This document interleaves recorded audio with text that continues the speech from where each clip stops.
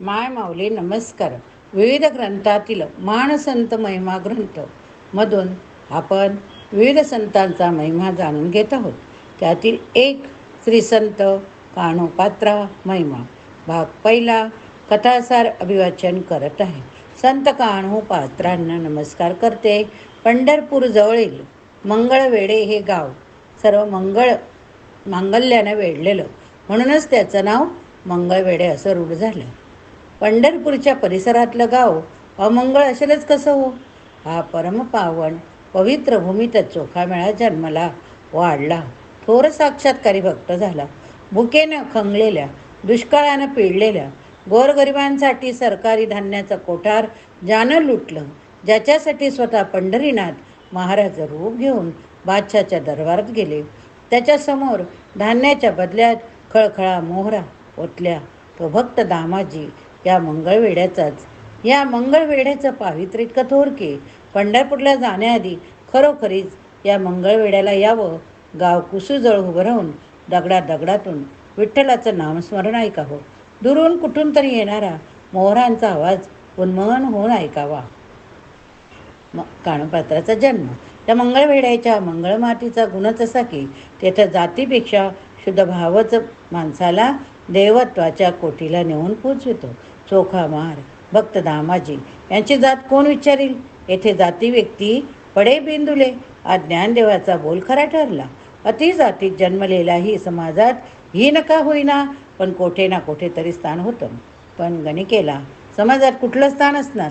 सर्व समाजानं हेटाळणी करावी असे या गणिकाचा समाज उपेक्षित जीवन जगत होता. याच समाजात काणोपात्रा जन्मले. काणोपात्रा जन्मले. भक्तीच्या वेलीला आलेलं ते एक सुकुमार फुलच हो. मंगळवेढ्यास श्यामा नावाच्या एका नायकिनीच्या पोटी या श्रीरत्नाचा जन्म झाला. परमेश्वरानं आकाशात असंख्य रत्न निर्माण केली, पण स्वार्थानं वासनेनं लडबडलेल्या मानवी जगापासून ती सारी रत्न दूर ठेवली.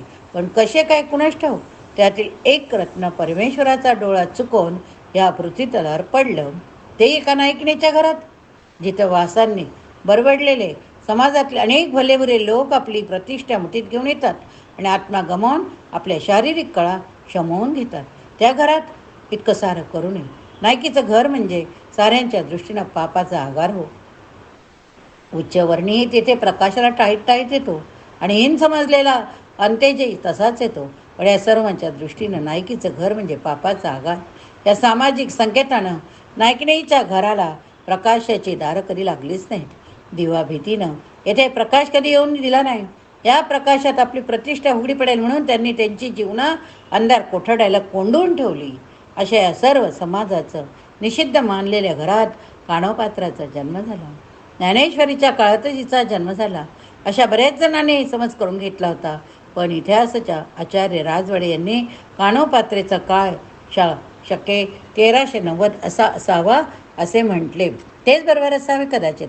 तात्पर्य, इसवी सनाच्या 15व्या शतकाच्या मध्यांतर मंगळवेढ्यातील श्यामा नावाच्या कलावंतिनीच्या घरात चिखलात कमळ उगवावं तशी काणोपात्रा जन्म पावली.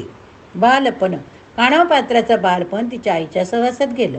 पित्याचं वात्सल्य तिला प्राप्त होणंच शक्य नव्हतं, पण आईनं हाताचा पाळणा करून तिला जपलं. आईचं वात्सल्य केव्हाही पवित्रच मानलं गेलं. मग ते मातृत्व तिला कसंही प्राप्त झालेलं असो. कुपुत्रो जायते क्वचिदपि कुमाता न भवती असं आचार्य म्हणतात. ते काही खोटं नाही हो. पण आचार्यांनी सांगितलं सारं काही शिरोधार्य मानायला समाजात राजी असलंच असं नाही. एक आईची माया सोडली तर बालपणापासून काणोपात्रेला समाजात जिव्हाळ्यात तसं कुणीच भेटलं नाही हो. जो तो कलावंतिनीची मुलगी म्हणूनच तिच्याकडे पाहत होता.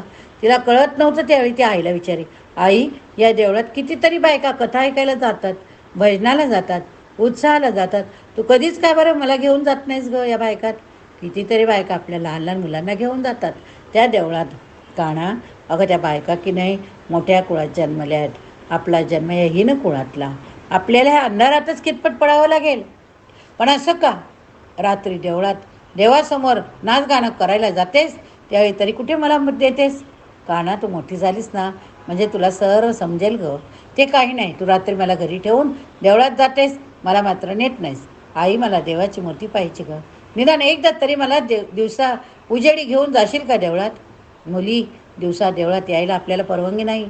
घरंदाजाच्या बायका दिवसा देवळात येतात ना, म्हणून आपण दिवसा देवळात जायचं नसतं. का बरं? रात्री तुझं नाचगाणं देवाला आवडतं आणि दिवसा दर्शन घ्यायला आवडत नाही का? येणं मात्र आवडत नाही. देव असं कसं करील ग? अगं वेळे, आपण देवाचे सेवक आहोत, लोकांचे चाकर आहोत. ते सांगतील तसं आपल्याला वागलं पाहिजे. बरं, लवकर जाऊ बागेत आणि करंडीत फुलं घेऊन ये.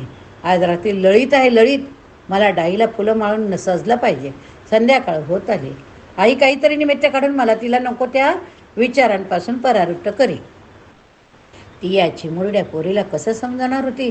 आपण प्रकाशाला पिढ्यानं पिढ्या पारखे झाला आहोत. आपल्या जीवनात कायमच्या अंधारच अंतरून ठेवला आहे. कानोपात्र आता मोठी मोठी होऊ लागली. बालदशा ओलांडून अजून तारुण्यात प्रत्येक प्रवेश करायचा होता. पहाटेचा शुक्र उगवला होता. सूर्योदय अजून व्हायचा होता. या बाल्यातच इतकी सुंदर दिसत होती की तिचं ते बाल्यातलंच सौंदर्य पाहणाऱ्याच्या अंतकरणाला चटका लावून जात होतं. हो, 10 वर्षाची पोर आहा म्हणता 5-6 वर्ष ओलांडून जाईल आणि मग हे रत्न कुणाच्या गळ्यात पडेल? ही मुग्ध कलिका उद्या उमलेल त्या रसित फुलांच्या सुगंधानं कोण्या भाग्यवंताचा ऊर भरून येईल. बागेच्या कुंपणावरलं हे फूल, त्याची राखण तरी कोण करणार? कोणाही वाटेच्या वाटसरूच्या हाती तर लागणार नाही ना. गावातील जो तो रंगेल वृत्तीचा माणूस या विचारानं अस्वस्थ होई. धनाढ्याच्या रसिकतेला तर सीमाच नव्हती हो. तिला पाहताच तिच्या प्राप्तीची लालसा अनिवार्य होऊन धनाढ्य लोक आपल्या संपत्तीवर विसंबून राहत आणि मनातल्या मनात म्हणत, या फुलाभोवती अनेक भ्रमर गुंजरत्व करतील, पण म्हणावं फुलाला. फुलाच्या वेलीला आश्रय असतो श्रीमंताच्या बागेचाच. प्रत्येकाला वाटत होतं की संपत्तीच्या जोरावर हे रत्न आपल्याच गळ्यात पडणार. कानोपात्रा जशी जशी मोठी होऊ लागली तशी तिच्या आईच्या हाताखाली ती नृत्य गायनाचे पाठ घेऊ लागली.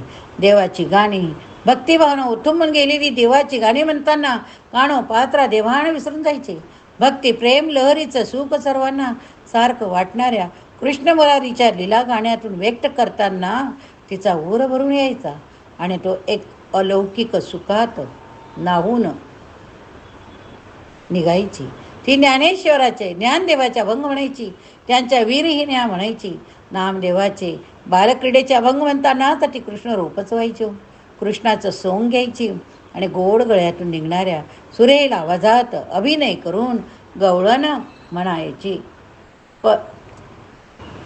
परब्रह्म निष्काम तो हा गोळिया घरी, वाक्या वाळे अंधू कृष्ण नवनीत चोरी.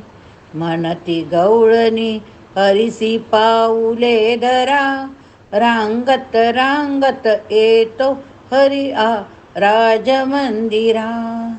लपत छपत येतो हरी आ राजभुवनी, नंदासी टाकून आपण बसे सिंहासनी. सापडला देवारी यासी बांधा दाव्याने, शंखचक्र गदा पद्म शारंग पाणी. बहुता कष्टे बहुता पुण्य जोडिले देवा, अनंत पवाडे तुमचे न कळती मावा. दाबा म्हणे केशवा अहो जी तुम्ही दातारा, जन्मजन्मी द्यावी तुमची चरणसेवा, तुमची चरणसेवा. नामदेवाचे हे बाळक्रीडेचे अभंग म्हणता म्हणता बाळपणीच तिच्या अंतकरणाच्या गाभाऱ्यात ते मल्हार मोहडे दाटून गेले. त्या मल्हार मोहड्यांचं सावळं रूप पाहताना भारल्या अंतकरणानं सारी सृष्टीच आनंद अश्रू ढाळत आहे, असं नामदेव एका अभंगात वर्णन करतात. तो अभंग म्हणताना तिचे डोळे भरून येत, जणू त्या भरल्या डोळ्यात कृष्ण रूप झालेली सारी सृष्टीच अवतीर्ण होईल. अंतरीचे सारे भाव उचंबळून तिच्या ओठासी येत आणि ती आर्त स्वरात अभंग म्हणत असे. मल्हार माऊडी गगनी दाटले, विजुखळे गरजेले गे माय. गोविंद पाहया लवकरी, कैसे वरुषताही मधुधारी गे माय. आनंदे मयुरे नाचती आपेसी, प्रेमे निर्कंठ झाले ते कैसे. नामया स्वामी दृष्टी सोज्वळ, जीव लागला गोपाळ गे माय. कृष्णाचे सावळ रुपडं नामदेवाच्या भंगवाणीतून तिच्या अंतकरणात कोण दाटून जाई. तेच तिच्या गोडगळ्यातून स्वरांचा साज घेऊन होटांवर येई. पुढे पुढे या धुंदीतच तिच्या नकळत तिच्या मनमोर नाचू लागला. होटावरल्या स्वरांची लय पायांच्या ताळाशी भिडू लागली आणि कानोपात्रेच्या अंगणातून अंतकरणात भिनलेली कृष्ण सख्याच्या प्रीतीची माधुरी व्यक्त होऊ लागली. घरात आईकडून नाच गाण्याचे पाठ घेतलेल्या कानोपात्रेला आता थोडेफार अक्षर ओळखही झाली होती.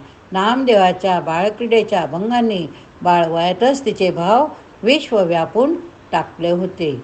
या ठिकाणी हा भाग संपवते. पुढील भाग कथा आपण अभिवाचनातनं बघूया. ज्ञान वैराग्ये भजली न तुमते, आमू ते पंढरीनाथे न विसरजे. दंभ प्रपंच भजली न तुमते, आमू ते पंढरीनाथे न विसरीजे. विनवी कानो पात्रा पंढरी राया ते, आमू ते पंढरीनाथे न विसरीजे.